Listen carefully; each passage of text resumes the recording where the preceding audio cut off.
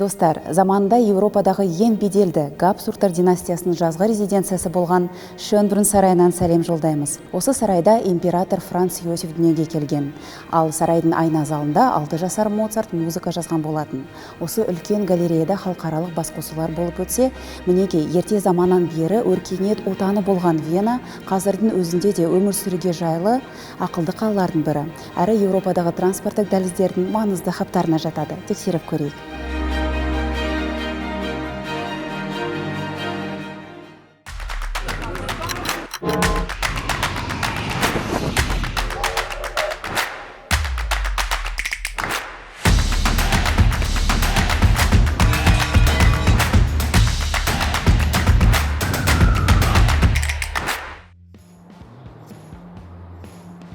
Ақылды қала және көлік.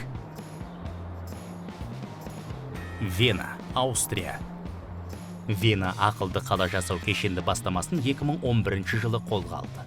Сөйтіп қоғаммен, бизнес қауымдастықпен ақылдаса отырып, қаланы 2050 жылға дейін дамытудың қысқа және ұзақ мерзімді жоспарын құрды. Бұл ретте Smart City шағын агенттіктің үлесі зор. Мекеме Вена экожүйесіндегі, бизнестегі, ғылымдағы идеясы мықты адамдардың басын қосып, жұмыс топтарын жасақтайтын, халықаралық жобаларды жүзеге асыратын инновация брокері. Жалпы ақылды қала ұғымына қатысты ортақ пікір жоқ. 300-ге жуық анықтамасы бар. Түсініктісі, ақылды қала жасау деген қаланы өмір сүруге қолайлы, жайлы мекенге айналдыру. Ең бастысы цифрландыруды, мәліметтерді тіркеу, басқару, талдауды интернет арқылы жүзеге асыруды дамытып, қаланың инфрақұрылымын жаңа технологиялармен жетілдіру керек. Бірақ ақылды қалаға енгізілген технологиялық инновация адамдарға көмектесіп, мәселесін шешуі қажет. Сондай-ақ технологиялық шешімдерді әлеуметтік жағдаймен қиыстырса, міне, сонда табысты нәтиже болады. Яғни, енгізілген шешімдер тұрғындардың 20%-не ғана қызмет етпеуі керек. Сол үшін алдымен адамдарға ақпарат таратып, білім беріп, көзқарас қалыптастырған жөн. Ақылды қалалар мен қауымдастықтардағы еуропалық инновациялық серіктестік бұл Еуропалық комиссия бастамасы. Барынша тұрақты интеграцияланған шешімдер арқылы қалалық өмірді жақсартуға бағытталған және энергетика, байланыс және көлік сияқты түрлі салалардағы қала мәселелерін шешуге бағытталған. Ал Вена халық тығыз орналасқан шағын қала. Сондықтан оны Smart City'ге айналдыру жеңілірек. Өйткені ақылды қалаға қысқа қашықтықтар ыңғайлы. Шағын қалада ара қашықтық қысқа болғандықтан автомотокөлікке тәуелділік жоқ. Сондықтан велосипедпен жаяу жүруге болады. Әрі денсаулыққа пайдалы, әрі қауіпсіз.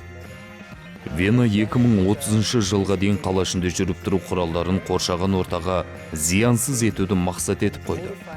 Бүгінгі таңда біздегі бүкіл көліктің 73% зиянсыз. Енді тағы 12%-ге көтерсек деп отырмыз. Мысалы, автокөлік көміртек қалдықтарының қайнар көзі. Сондықтан оны азайту керек. Қоғамдық көлікпен жүруді әдетке айналдыру қажет. Біз скутерлерді, көлікті, велосипедті бөлісетін жаңа қызмет енгіздік. Қауіпсіздікті қамтамасыз ету мақсатында электроскутермен тек велосипед жолақтарында және көшеде ғана жүруге міндеттейтін ереже шықты. Венада қаланың бірнеше аумаққа бөліп дамыту жолға қойылған. Мақсаты шаһардың шеткі аймақтарында қала өміріне қажетті барлық функциясы бар орталықтар құру. Мұнда тұрғын үй, бизнес орталық, әлеуметтік инфрақұрылым, яғни мектеп, аурухана, демалыс орындары бір аумаққа тоғыстырылады. Нәтижесінде ондай аумақтар өз бетінше дами алады. Негізі қала өседі. Сондықтан жол тораптарын кеңейтіп, тұрғындардың қоғамдық көлікке ықыласын ояту керек. Мысалы, Венада бір күндік билет 1 еуро. Сонда 350 еуроға жылдық жол жүру билетін сатып алады. Осы жүйені енгізген кезде бірден 360 мың адам билет сатып алды. Қазір олардың саны 800 мыңға жетті. Демек, 500 мың жеке көлік тоқтады. Есесіне одан бөлінетін көміртек көлем азайды. Бұл өте ақылды шешім. Ендігі мәселе қоғамдық көлік санын адам санына бейімдеп, оны жүйелі басқаруды реттеу керек. Венада қоғамдық көлік таңғы 5:30-нан түнгі 12:30-ға дейін жүреді. Ал демалыс күндері 24 сағат бойы тоқтамайды. Негізгі қоғамдық көліктің ең ұтымдысы метро. Венадағы метрода пойыздар әр 3 минут сайын жүреді. Жалпы Аустрияда метроны мемлекет қаржыландырады. Метро демократиялық орын. Ешбір шектеуші ереже жоқ. Келіп, пікіріңді еркін білдіруге болады. Метрода халық театры бар.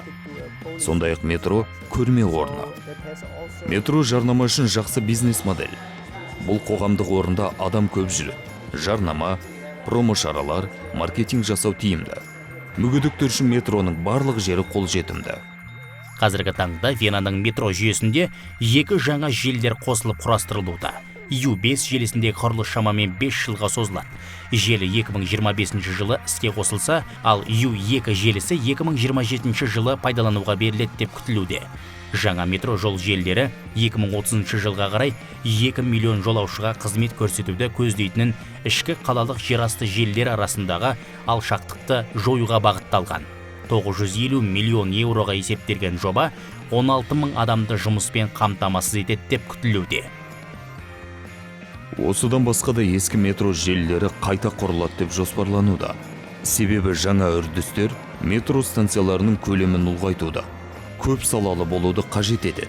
Қазір бір ғана желі болса, жақында осы станциядан 2 желі тоғысады. Сонда халық театр станциясы бірнеше желілер үшін бірыңғай хаб бола ма? Иә, қазір уақытша симуляциялық көрме залы орнатылған. Осы жолмен барамыз ба? Осы жаққа қарай бұрыламыз. Метрода касса жоқ. Тек валидаторлар. Билетті валидаторға салған соң 60 минут қолдануға болады. 60 минуттан кейін жаңа билет алу керек. Smart City Вена қуат көздерін басқару, туризм, цифрландыру стратегиясын жасау, құрылыс секторында көміртек қалдықтарын азайту, қала ішінде тұрғындардың қозғалысын оңтайландыру, қажетті инфрақұрылымды, оның қолдану жиілігін, тиімділігін анықтау сияқты мәселелермен айналысады. Яғни адамдар сапалы, қауіпсіз, жайлы өмір сүретін ақылды қала жасауға атсалысады. Ақылды қалада сенім тудыру, ашықтық, бірге адал жұмыс істеу мәдениетін қалыптастыру қажет. Мысалы, мәселе шешу құралы, смартфон көмегімен қоғамдық орында сынып тұрған бір затты суретке түсіріп, тікелей сол жердің әкімшілігіне өтінем, жөндеңіздер деген қысқа мәтінмен жіберуге болады. Технологияда ең маңыздысы сенім тудыру. Ал сенімді сол өтініштерді қабылдайтындай, сынғанда жөндейтін адамдар қалыптастырады. Егер жөндемесе, адамдар сенімін жоғалтады. Құралды қолдануды тоқтатады. Сенім кез келген істің, технологияның, инвестицияның, ұзақ мерзімде пайда келетін істердің қорғаушы күші. Сенім жоқ болса, ақылды қала жасау мүмкін емес. Қолдан келмейді. Вена ақылды қала ретінде ғана емес, көлік және логистика саласындағы жақсы дәстүрмен де халықаралық нарықта танымал. Яғни, мұндағы логистикалық компаниялар көлік құралдары тасымалдау шешімдері, ішкі логистика, қауіпсіздік, тиімділік және уақыт шығыны тұрғысынан әбден сынақтан өткен, сенімді, айқын тұжырымдамалармен ерекшеленеді. Солардың бірі әрі құрлықтағы нөмірі 2 ÖBB теміржол компаниясы. Компания жылына 115 миллион тонна жүк тасымалдайды. 9 мыңдай қызметкері бар. Бір жылдық табысы 2,4 миллиард евро. Еуропаның 18 елінде жұмыс жасайды. Еуропадағы 12 елде жекеменшік тасымалдау жүйесі, индустриалдық аймақтарды өзара теміржол арқылы байланыстыратын торабы бар. Инновацияға жақын теміржол компанияларының қатарындамыз. Жабдықтау жүйесін үнемі жетілдіріп отырамыз. Логистика саласы икемділікті, тиімділікті талап етеді. Сол үшін жүк тасымалы бағыттарын бір-біріне жалғайтын индустриалдық аймақтарды тауып, шаттл жүйесін енгізуге тырысу керек. Ол пойыздардың жүру жиілігін арттырады. Жүкті сол индустриалдық аймақтар арасында мейлінше жылдам, бөгеліссіз, артық баға қосусыз жеткізу қажет. Біз тасымал бағыттарына басқа елдерді қосуды жоспарлап отырмыз. Еуроодақ бізге пойызға жүк көліктерін, хоппер, яғни сусыма жүк тасымалдаушы вагондарды тиеу сияқты мәселелерді көмек көрсетеді. Компания мемлекет меншігінде 2 жыл сайын жұмыс тәртібін өзгертіп отырады. Бұл бәсекеге қабілеттілікті арттырады, икемді, тиімді болуға мүмкіндік береді. Біз заманауи команда құрдық. Цифрландыруға ерекше көңіл бөлеміз. Нәтижесінде кеден саласында туындайтын көп мәселе шешімін тауып жатыр. Әйтпесе тауар кеденде дұрыс декларацияланбаған жайттар болды. Еуропада темір жол саласын басқаратын әкімшілік органдар өте көп. Мысалы, Қытайда, Қазақстанда бір ғана темір жол компаниясы бар. Оларды монополист деуге болады. Бірақ бір ғана мекеме. Ал Еуропада әртүрлі мекемелер. Солардың барлығымен бірге жұмыс жасау үшін көп талқылау, көп ереже керек. Бұл мәселеде де көп түйінді цифрландыру арқылы шешіп отырмыз. Вена – Еуропаның жүрегі. Сондықтан да Қытай мен батысты жалғайтын бір белдеу бір жол жобасының ең маңызды терминалы Вена маңында салынбақ. Бұл құрылыс толық аяқталғанда Қытай мен Еуропа арасындағы жүк тасымалы жеңілдейді, жол қысқарады. Небәрі 14 күнде жүк діттеген жеріне жетеді. Бұл аса ірі бастама, айқын құрылымды жоспар. Оны орындау барысының дәл ортасына келді. Компаниялар активтерін толықтырып жатыр. Мәселе тек пойыз сатып алумен шектелмейді. Бұл ауқымды логистикалық концепция. Терминал әлі салынған жоқ. Ал салынып біткен кезде Аустрия үшін ол бүкіл Еуропаға таралатын бағыттарды үйлестірушіге айналады. Терминалдың қуаты орта есеппен 3-4 мың тасымалдау бірлігі, максимум 5-6 мың тасымалдау бірлігі. Бұл көрсеткіш контейнерлерді жылдам жан-жаққа тарату, немесе бір жерге жинау үшін жеткілікті. ÖBB теміржол компаниясы Аустрияның логистика саласындағы мақтанышы. Ал Frequentis зертханасы ақпарат қауіпсіздігі мен ақпарат алмасу бойынша 70 жылдық тәжірибесі бар әлемге әйгілі аустриялық көшбасшы компания. Азаматтық авиация, қорғаныс, қоғамдық қауіпсіздік, теңіз көлігі және қоғамдық көлік нарықтарында терең салааралық тәжірибеге ие. Бірінші бөлме. Бұл біздің қоймамыз. Миллиондаған электрондық құралдардың бөлшектері сақталады. Барлығының қауіпсіздігі тексеріледі. Екінші бөлме – өндіріс. Айтпақшы, сіздерге Қазақстанның жол қозғалысына, қорғанысына, әуе күштеріне де өнім сатқанбыз. Ал қолданыстағы өнімдерге бөлшектер жасайсыздар ма? Трафарет сияқты қалыпқа компоненттерді жапсырамыз. Сондай трафареттерден ірі жүйелер жасалады. Олар азаматтық, қоғамдық, теңіз салаларына қызмет көрсетеді. Жүйе ашық күйде сатылады. Шифрлеуді, яки шифрсіздендіруді тапсырыс беруші өзі жасайды. Мысалы, кеңседе телефон байланысын орнату керек болса, осы компания дауыс мәлімет алмасуды 10 есе қауіпсіз ете алады. Ұшақ кабинасы мен жер, полиция көлігі мен полиция бөлімшесі арасындағы байланыста дауыстың таза естілуін қамтамасыз етеді. Өндіріс бөлмесінде трафареттер машинаға салынып, қыздырылады. Ыстық күйінде оған бөлшектер жапсырылады да, артынша дәнекерленеді. Трафареттердің сапасы 100% тексеріледі. Әр трафаретті жеке тексереміз. Кейін бір жүйенің бөлшегі ретінде енсе де, бүкіл жүйені 3-6 ай бойы тағы тексереміз. Құрастыру бөлмесінде әр елдің өз секциясы бар. Және ол сол елдің жалауымен белгіленген. Мысалы, Қытай, Швейцария, Бразилия, Италия, Франция, Ұлыбритания. Әр жобаның өз бұрышы болады. Оған жауапты инженер мен оның командасы бар. Олар өнімді тексеріп, қаптауға жібереді. Жүйені клиентке жеткізген соң, сол жерде пайдаланатындарды оқытамыз. Сөйтіп, оларды бірінші және екінші дәрежелі техникалық жұмыстарды жүргізе алуға үйретеміз. Ал көмек керек болса, инженерлеріміз 24 сағат бойы қолжетімді. Бұл өнімдер 140 елге экспортталады. Компания 70 жылдан бері әуе қозғалысын басқару орталықтарын жаңартып келеді. Жылына 4 миллиард жолаушының қауіпсіздігін қамтамасыз етеді. Мынау Германияда әуе компаниясы үшін орнатылған апат пен дағдарысты реттеу платформасы. ақш-та 11 қыркүйекте болған оқиғадан кейін Германияның әуе кеңістігін жіті бақылап отыру үшін орнатылған. Бір жағдай бола қалса, мысалы, ұшақ жермен байланысты жоғалтса, ұшақты біреу басып алса, бір апаттық жағдай орын алса, байланыспен үйлестіру жұмыстары бір орталықтан жасалады.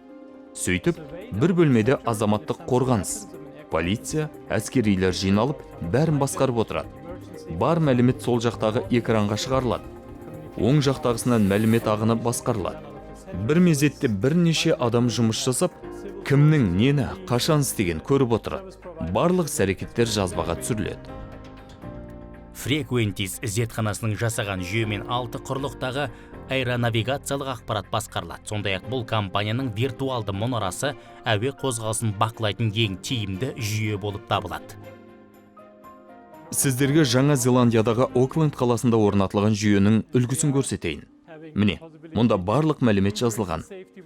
Жүйе видео қабырғадан немесе шағын жұмыс үстелінен тұрады. Тапсырыс берушінің қалауына қарай 14 монитормен жабдықтай аламыз. Оған қоса сенсорлық панель бар. Бұл бақылауда ұстауы тиіс барлық тұстарды басқарып отырады. Экрандағы бейнені толассыз ары-бері сырғытып көре бересіз. Диспетчерлер үшін өте ыңғайлы. Енді ұшақ аз ұшатын шағын әуежайлар үшін диспетчер мұнарасын салудың орнына камералар мен сенсорлары бар виртуалды мұнара алған тиімдірек. Мысалы, Германияда 2-3 немесе 5 әуежай бір орталықтан басқарылатын болады. Мұндай жүйе Франкфурт сияқты ірі хабтарға емес, шағын халықаралық әуежайларға арналған. Жүйеде еш шектеу жоқ. Камералар сағатына 1 ұшақты да, 100 ұшақты да көрсете алады. Бірақ әуежай құрылымына байланысты үлкен әуежайда ұшақта көп, камераларда көбірек болу керек. Ал толығымен қашықтан басқаратын мұнара жылына 20-30 мың ұшақ қозғалысын бақылай алады. Қазақстанда таулардың кесірінен диспетчер мұнарасынан көрінбейтін әуежай бар екен. Сондықтан Алматыда осы технология көмегімен мұнарадан көру бұрышы қаншалықты жақсаратынын тексереміз. Бейне мәліметке қоса, жүйе көп қосымша ақпарат береді. Мысалы, диспетчерге керек орындағы ауа райы, ұшақтың аты дегендей. Сондай-ақ, енді диспетчер түгелдей сырттағы әлеммен жұмыс жасайды. Бұрынғыдай қосымша жүйелерге уақыт жоғалтпайды. Басты идея осы. Жүйенің екі артықшылығы: біріншіден, қауіпсіздік артады, екіншіден, ұшақ қозғалысын бақылау ыңғайлырақ бола түседі. 10 жыл қатарынан Вена әлем бойынша өмір сүруге ең қолайлы қала атағын иеленуде. Осының сыры неде? Бұл ең қолайлы әрі жайлы қала. Алайда қызметтер сапасын арттыру үшін әрдайым жаңа сын тегеуріндер кездеседі. Мысалы, темір жол саласында әрбір минут сайын біздің кестеде пойыз бар. Сол жүйеге жаңа пойыздарды кірістіру оңайға соқпайды. Венада маған ұнайтыны, қала жыл сайын ашық, космополиттік тұрғыдан дамуда. Соңғы 10 жыл ішінде қалаға тұрақты келіп қоныс аударушылар саны өсуде. Әсіресе халықаралық мамандар есебінен. Венада өзімді қауіпсіз сезінем. Оған қоса, қала өте жақсы көгалдандырылған. Міне, Аустрия. Қазіргі жаңа технологияны осындай жоғары дәрежеде меңгерген интеллектуал ел. Ақылды халық жиналған жер. Әрине, ақылды қала салады. Айшылық алыс жерлерге жүк жеткізеді. Әлемнің ақпараттық қауіпсіздігін басқарады.